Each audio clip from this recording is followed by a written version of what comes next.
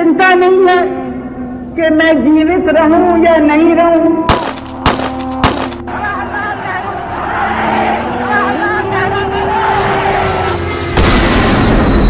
ये लाशें थी संजय गांधी की।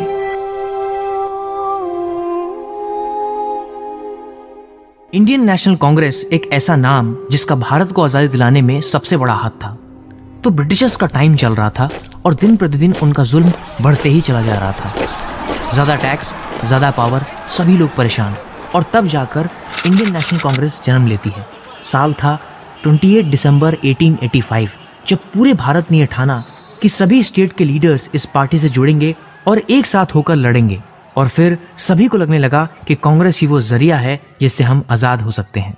साल बीतता गया और भारत ब्रिटिशर्स पर दबाव बनाते गया और फिर 62 साल बाद यानी 1947 में देश आजाद हो गया। सभी लोग खुश थे और अब पहली बार पूरा भारत अपना अधिकार महसूस करने वाला था। और सभी को पता था कि कांग्रेस सरकार यानी जवाहरलाल नेहरू ही हमारे प्रधानमंत्री बनेंगे। लेकिन फिर सभी ने सोचा कि एक फेयर इलेक्शन करवाते हैं। और इलेक्शन हुआ। कांग्रेस अकेले नहीं थी, उनके साथ बाकी 53 पॉलिटिकल पार्टीज और लड़ी। रिजल्ट आया, कांग्रेस 45% से जीत गया, यानी कि 489 सीट्स में 364 सीट्स कांग्रेस को मिली। और भारत के हर स्टेट में कांग्रेस ने अपनी सरकार बना ली। जवाहरलाल नेहरू पहली बार प्रधानमंत्री की गद्दी पर बैठे और भारत के अंदर तेजी से विकास होना शुरू हो गया। अगला इलेक्शन 1951 में होने वाला था। कांग्रेस की फिर से सबसे बड़ी जीत हो जाती है। जवाहरलाल नेहरू की पॉपुलैरिटी इतनी ज्यादा थी कि कोई और पार्टी आसपास भी नहीं दिखाई देती थी। साल बीतता गया और फिर से अगला इलेक्शन 1962 में होने वाला था। जब सब कुछ अच्छा चल ही रहा था तो नेहरू को कौन रोकने वाला था। 1962 के इलेक्शन में फिर से नेहरू जीत गए। नेहरू को प्रधानमंत्री बने 15 साल हो चुका था। लेकिन तभी प्रधानमंत्री बनने के ठीक कुछ महीनों के बाद चाइना से वॉर हो जाता है, जिसको हम इंडो चाइना वॉर भी कहते हैं।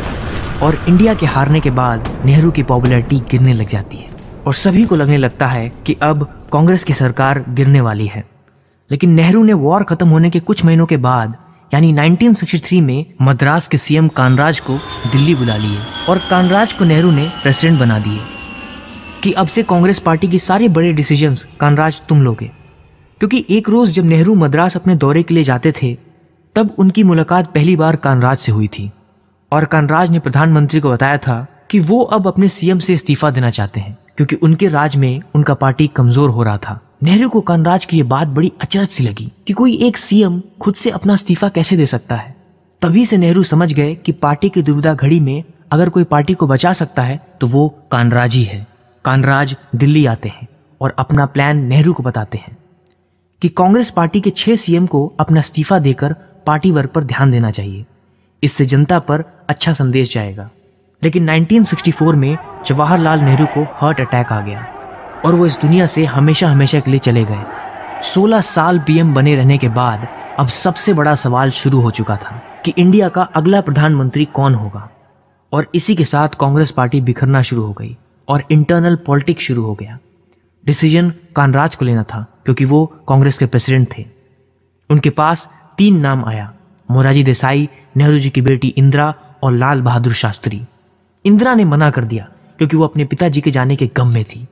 कानराज ने बहुत सोच समझकर लाल बहादुर शास्त्री को चुना क्योंकि शास्त्री को पीएम की गद्दी का कोई लालच नहीं था। और ऐसे जाकर लाल बहादुर शास्त्री भारत के दूसरे प्रधानमंत्री बन जाते हैं। उसके बाद 1965 में पाकिस्तान से वॉर हो जाता है और इंडिया उस वॉर को जीत लेती है। और लाल बहादुर शास्त्री एक नारा लगाते हैं कि जय जवान जय किसान, और फिर से कांग्रेस सभी का दिल जीत लेती है। सब कुछ अच्छा चलने लगता है। लेकिन ठीक 1 साल बाद 11 जनवरी 1966 को शास्त्री को भी हार्ट अटैक आ जाता है और वो इस दुनिया को छोड़कर चले जाते हैं।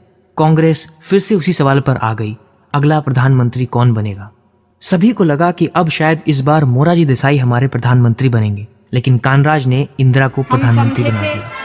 और इसी के साथ सभी को यह लगने लगा कि ये पार्टी घर की पार्टी है। और फिर धीरे धीरे काफी कार्यकर्ता नाराज होकर दूसरे पार्टी में जाने लगे।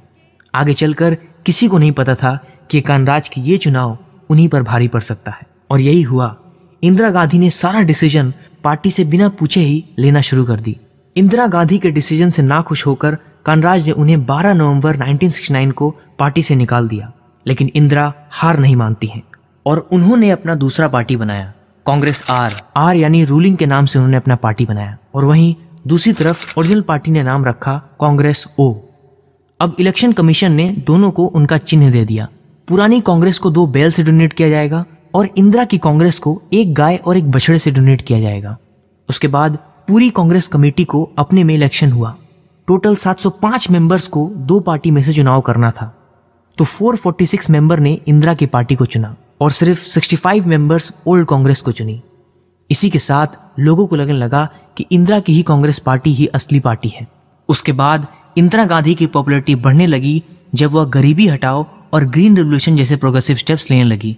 और इसी के साथ 1971 के इलेक्शन में कांग्रेस फिर से जीत जाती है। विरोधियों को कोई मौका नहीं मिल रहा था कि जिससे वो इंदिरा पर सवाल उठाए और उनकी सरकार गिर जाए।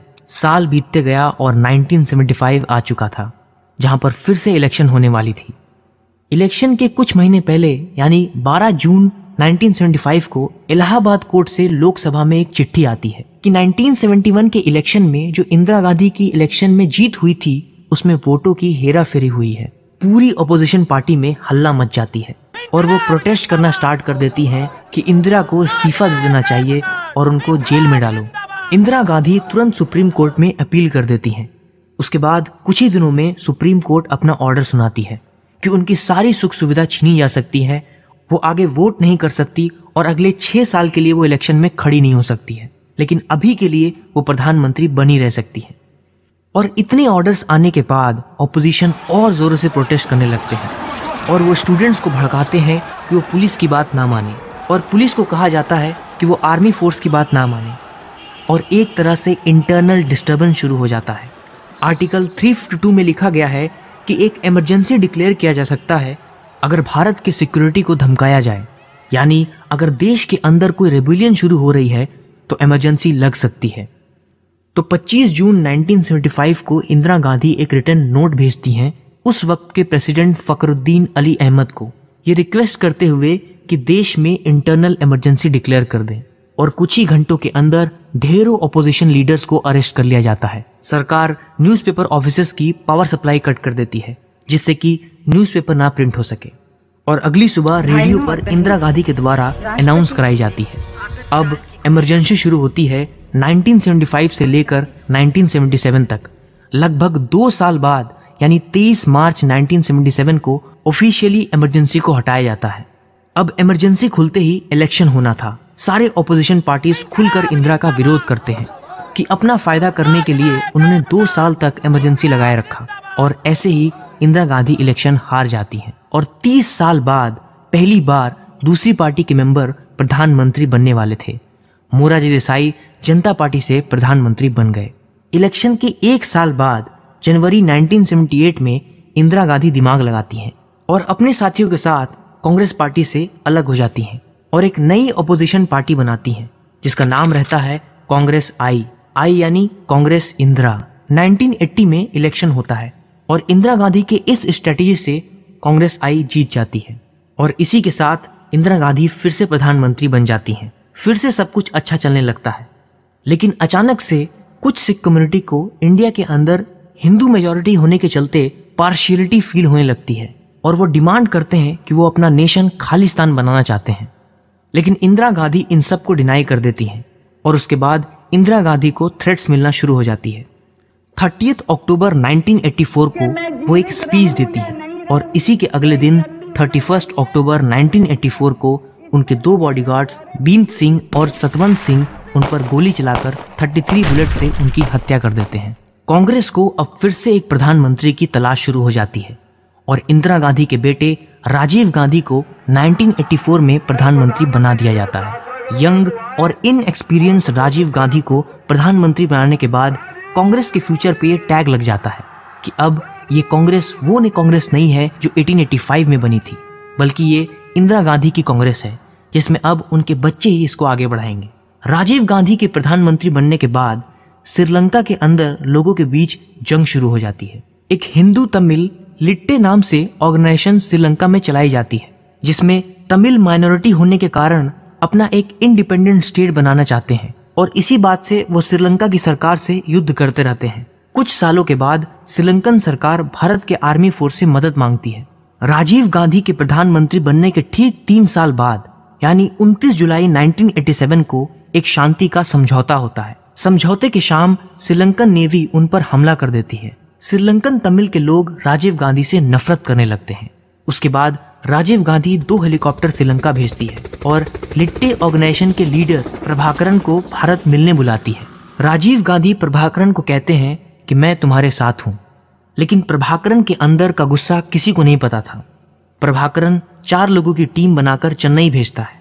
वहां पर एक धनु नाम की तमिल महिला को भड़काया जाता है कि अगर राजीव गांधी फिर से 1991 में प्रधानमंत्री बनते हैं तो तमिल लोगों को और बुरी हालत हो जाएगी। और बस फिर 21 मई 1991 के शाम में धनु अपने RDX बॉम्ब लेकर चेन्नई की एक रैली में चली जाती है। धनु राजीव गांधी को माला पहनाती है और पैर छूने जाती हैं और धमाका हो जाता है और ढेरों लोगों के साथ राजीव गांधी की भी हत्या हो जाती है। और इसी के साथ इंडिया की नई पार्टी बीजेपी की शुरुआत हो चुकी थी। धीरे धीरे बीजेपी जीतते गई और कांग्रेस की सरकार कमजोर होती गई। साल था 2004 जब कांग्रेस कई पार्टी के साथ गठबंधन करने के बाद जीत जाती है, लेकिन राजीव गांधी के बेटे राहुल गांधी अपनी मां को प्रधानमंत्री नहीं बनने देते हैं और इसी के साथ मनमोहन सिंह प्रधानमंत्री बन